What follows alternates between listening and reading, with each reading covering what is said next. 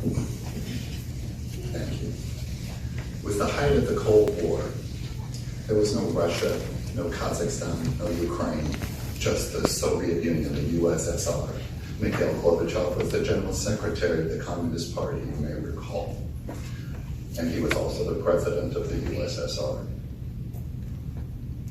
You may recall, too, that 5 years before that, the United States had boycotted the 1980 Olympic Games in Moscow to protest the Soviet invasion of Afghanistan. These were the times that I was at that basketball game. And while I was in Germany, I remember I would take a train once a week from Göttingen to Kassel. And you would see this, if you looked at a map from 1985 in West Germany, you would see that the rail line passed right along the East-West German border. And as a young man, I grew up in extreme rural southern Utah. At least that's how I like to refer to it. So I was fascinated by almost everything I saw in Germany, but in particular, I was fascinated by the border between East and West Germany. Winston Churchill called it the Iron Curtain, and now I could see why. In fact, you may know that Winston Churchill coined that phrase, the Iron Curtain, right here in Missouri, at a speech he gave in Westminster College in Fulton, Missouri. And there's a museum there, you can go learn more about Winston Churchill and his speech. For several miles, the West German Railway comes between 50 and 100 meters of the Iron Wall. It is a tight mesh fence, at least 10 meters high, with razor wire at the top, and these strange squares that made a zigzag pattern up and down the length of the fence for as far as you could see. There was a second fence that ran perpendicular to the exterior fence that was made of rolled up barbed wire. And there were roads and a little bit of traffic going on in the border area. And you could see up into the towers. There were towers placed along the border. There were armed soldiers in those towers. That's all we could see from the train as I passed it once a week. But I was curious, I wanted to know more, so I did a little bit of research. And I found out what those patterns were, those dark squares making the zigzag formation along the fence. They were automatic machine guns. And they were designed to be triggered by anyone approaching the fence from the inside of East Germany. And they would turn from left to right and shoot that pattern, a phalanx of bullets that would kill anybody who had made it past all the other defenses to that point. And I also learned that in the space between the two fences, there were landmines. The politics of this wall should have made this very clear, but if they didn't, these brutal implements did. This wall was not intended to keep people out. It was intended to keep people in. And it was with this in my mind that I rose to sing the national anthem, the Star-Spangled Banner, which you're all going to get to sing in a little bit. That my heart swelled with pride, remembering what it's like to be free and seeing my friends behind that wall. I particularly became overwhelmed when we got to the part of the Star-Spangled Banner that says, "Or the land of the free and the home of the brave." Because freedom meant something else to me now. Now that I had seen that wall, it meant it's something entirely different. And just like you have surmounted the same kinds of barriers, you probably, many of you, crossed your own walls and fences and borders to get here today. And you need to share that unique perspective on freedom that I now had and have with everyone you meet. We need that perspective. Yes, I am a proud American. Just a few years after my experience in Germany, I got to go back to Europe. This time I was on study abroad. I was in the town of Baden by Wien, which is a suburb of Vienna. And I had chosen that location because I was engaged to an Austrian citizen. And we basically were engaged while I was there on study abroad. The students who were there, and there were only about 30 or 40 of us, got to pick from several trips that were made available to us during the 6-month period we were there on study abroad. They were to Egypt and Israel, expensive trips from Vienna, or to Moscow in January. That was cheaper, I picked that one. So we stayed while we were when we were in Moscow, we stayed at the Cosmos Hotel, which was built for the 1980 Olympics, ironically. It was intended to impress the world and its athletes with its modern amenities and style, and impress it did. And it even had a bowling alley there for guest use. You don't get that at a Motel 6. During our week-long stay, we visited many historic sites. We got to see the Bolshoi Ballet perform. We visited the top museums, including the Kremlin, and we got to shop. Now, shopping in Moscow in 1987 was not at all like it is today. We ducked into one grocery store, and I remember the shelves were bare. They had some dry goods and some canned goods spread out very distantly on the shelves. There were no green produce. The only produce they had were rutabagas and potatoes and turnips, I think. It was really sparse and shocking. And soon after that, we went to this gigantic bookstore in downtown Moscow, bigger than any Barnes & Noble I've ever seen, of course. Barnes & Noble didn't exist at the time. In any case, I found this picture book of Moscow on the shelves, and I decided I would buy this as a souvenir. So I walked up to the cashier, and when I got to the cashier, I noticed the familiar icons or logos for Visa and MasterCard. I was like, here we are in communist Russia, and they're accepting Western bank financed credit cards. I thought that was odd, and I thought I would give it a try, so I gave them my credit card to pay for this book. Looks like it was 5 rubles, 5.10 rubles, which may have been a lot of money at the time, I have no idea. And I will never forget what happened after that. All of the employees from this gigantic store gathered around the cashier to watch her process what I think was probably the very first credit card that ever had been produced for payment at that store, because they had to learn what to do. Of course, there was no swiping or internet at that time. That was back in the olden days when you had to use a device to actually physically rub the numbers onto a piece of paper. Anyway, it exposed to me an isolation of an entire people that until that moment had been hidden from my view. The bare shelves were just a sign of some of the meager products that were available in Soviet Russia. Certain products were hard to get, and we knew that when we left. Before we came to Moscow, we decided to gather up basketball shoes and jeans and other things we knew that would be valuable on the black market in Moscow. And of course, since this was still communist Russia, we were concerned about the KGB. We thought if we actually did engage in any kind of trade, we could be caught and sent to the Gulag for life. At least that's what we thought. Nonetheless, one of our fellow students decided to venture out into the vast park that was just across the entrance to the Hotel Cosmos. And we just thought, if she never comes back, then we'll know that she got caught by the KGB. Luckily, she returned with reports of lots of black market activity, deals going down in the park, and no sign of the authorities. So we all then decided to take our basketball shoes and Levi jeans into the park to try and score some Soviet memorabilia.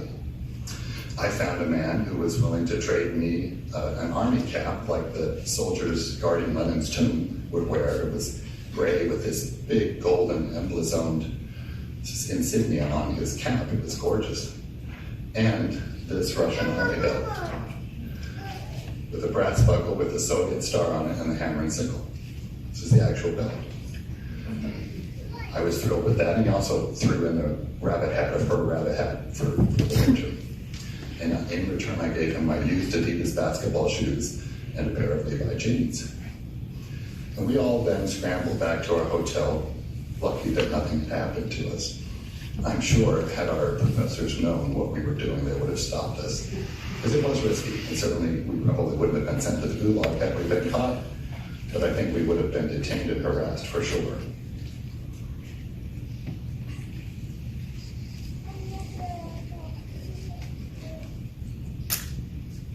The danger, though, wasn't over. It's not like we had escaped the worst of it. We knew that you were prohibited, because we had been briefed when we entered the country, that you were prohibited from bringing certain items out of the Soviet Union. And so we were all standing in line at the airport getting ready to go back home to Vienna. And we had to go through an exiting security check. And we were congratulating ourselves on how well we had hidden our contraband in our luggage. So for example, I took this brass buckle off the belt and put it in the back of my 35mm camera, one of those old clunky metal cameras with a regular lens on it, thinking that if it goes through the X-ray machine, they'll just see a big hunk of metal and they won't notice the belt buckle. And then I took the belt itself and I threaded it into the edge of the luggage.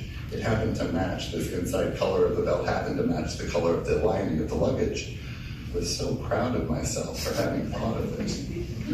And we were all sharing similar conversations, talking about, how well we knew we would make it through security when we noticed two British, probably tourists, in front of us who had just crossed the line and were being inspected by two Russian officers or two Soviet officers. And those officers had emptied their entire luggage onto a table, had sliced open the lining of their luggage to see if anything was hidden in there, and were going through every item of clothing with their thumbs and fingers to see if anything had been sewn into the shirts or jackets or sweaters that were in their luggage. If we had to undergo a thorough search like that, we were all going to be in big trouble. We were deathly afraid. We were really worried. And they actually took the two guys eventually into it. If we had to undergo a thorough search like that, we were all going to be in big trouble. We were deathly afraid. We were really worried. And they actually took the two guys eventually into another room. And at that time, when you saw Soviet authorities take you into a back room, you thought they would never be seen again. I'm sure they were fine, but we legitimately were worried that that could happen to us and we would never be seen again. Anyway, it was our turn. There were maybe, like I said, 30 of us or so in line, and our professor was at the front of the line. And the officer, the inspecting officer, looked at our professor and said, we all have boots in our shoes, by the way, except our professor. So he looked at our professor and he said, do you have any rules in your shoes? Probably a very common problem with people leaving the country. And he honestly answered no. So the security officer, seeing that we were all together as a group, just waved us all past, saying, okay, great, come on in. Oh, we were so lucky that day. But we saw what could happen had we not been so lucky. When we deplaned the airport in Vienna, I remember the starkness of the color, the brightness, the advertisements and commercialism really drew a stark contrast to the gray drabness of Soviet Russia. We walked by multiple grocery stores to get to our bus that day at the end of our trip, and they were teeming with Western goods, overflowing with produce from everywhere in the world, and the pastries. They looked delicious. I am a proud American. I am proud that I live in a land where they don't care what you're bringing out of the country, they care what you're bringing into it. I am proud to live in a country whose political and economic system, despite all of its flaws, provides most of us with an embarrassment of riches compared to others. Now, right after I returned from study abroad, President Ronald Reagan gave his famous speech at the Brandenburg Gate in West Berlin, saying to the Soviet leader, Mr. Gorbachev, open this gate. Mr. Gorbachev, tear down this wall. And then later in the same speech said, as I looked out a moment ago from the Reichstag, that embodiment of German unity, I noticed words crudely spray-painted upon the wall. The Berlin Wall is what he was referring to. Perhaps spray-painted by a young Berliner. The word said, this wall will fall. For it cannot withstand faith, it cannot withstand truth. And these are now Reagan's words. The wall cannot withstand freedom. 2 weeks after this famous speech, I got married to that Austrian. I wasn't an immigration lawyer at the time. I wasn't even a lawyer. So I had to figure things out on my own, just like all of you did. She came as a fiance, and I applied for that visa when we were in Austria. And I remember running around the streets of Vienna trying to get her medical exam done hours before the very last moment where it could have been done. And then when she got here, of course, she had to adjust her status. And then she eventually became a citizen through a ceremony like you're participating in today. So I've been through and seen what you have seen. The waiting, the endless paperwork, the fees, which have gone up quite a bit since then. The uncertainty and worry. I know what it was like for many of you to get to this point. You had to earn your citizenship, and it will mean far more to you as a result. Be glad that such a valuable gift was not just handed to you like it was to me and others in this room. Your effort made you strong, and you can be proud of that. It was not but 2 years later that the Berlin Wall finally came down. You probably remember where you were when you saw the images of it happening. I do. I was at home taking care of my 1-year-old son and getting ready for law school. It was November 9th, 1989, and a representative of the German Democratic Party had announced earlier that day that citizens of the German Democratic Republic were free to cross their own country's border for the first time in decades. And as a result, more than 2 million people from East Berlin came to West Berlin that weekend.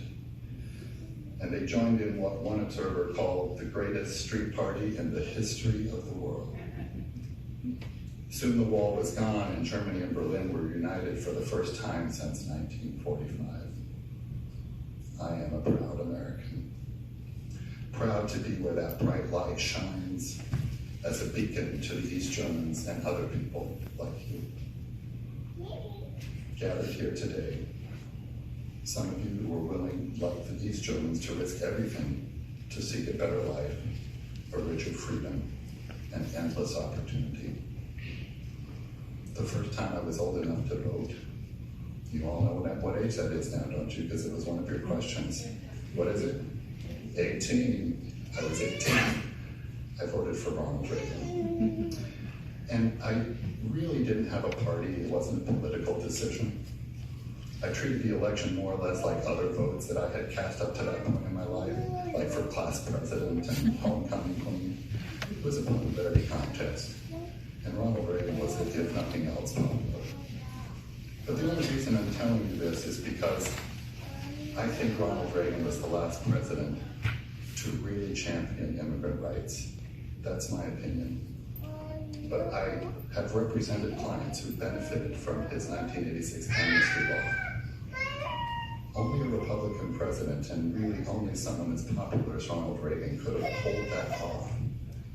Nevertheless, I'm mentioning this in particular to you because it's an example of how our system of government can work, even if it seems endlessly broken at the moment. During his farewell address to the nation, and each of our presidents gives a farewell address at the end of their term, started as a tradition from George Washington, and I commend in particular to you the farewell address of President Barack Obama. Ronald Reagan used his last words in office, his last words in his last speech, literally the last paragraph of his speech, to talk about how we should welcome immigrants to this country. And when you hear his words, because I'm going to read them to you, they're brief, you will think he was raised from the dead yesterday and is speaking to us about current events. He spoke to us from the Oval Office in the White House. And here's what he said. And that's about all I have to say tonight, except for one thing. The past few days, when I've been at that window upstairs in the White House, I've thought a bit of the shining city upon a hill. The phrase comes from John Winthrop, who wrote it to describe the America he imagined. What he imagined was important because he was an early pilgrim, an early freedom man. He journeyed here on what today we would call a little wooden boat. And like other pilgrims, and like some of you, he was looking for a home that would be free. And Ronald Reagan continued, I've spoken of the shining city all my political life, but I don't know if I ever quite communicated what I saw when I said it. But in my mind, it was a tall, proud city, built on rocks stronger than oceans, wind-swept, God-blessed, and teeming with people of all kinds living in harmony and peace. A city with free ports that hummed with commerce and creativity. And if there had to be city walls, those walls had doors. And the doors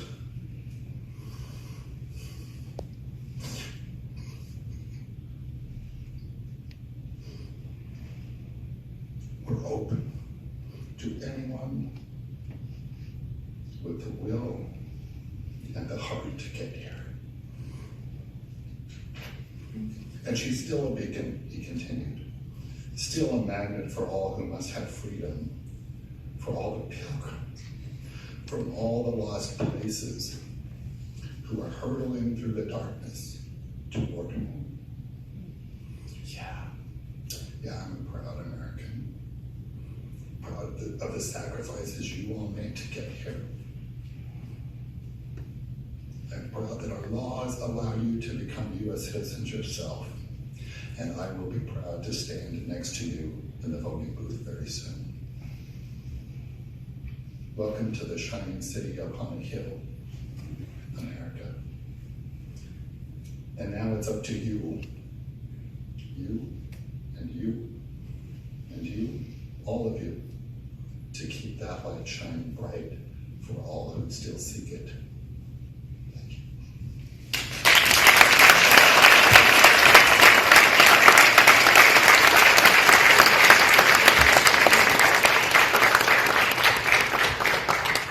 Thank you very much, Mr. Cox. At this time, I'll introduce Jane Grun.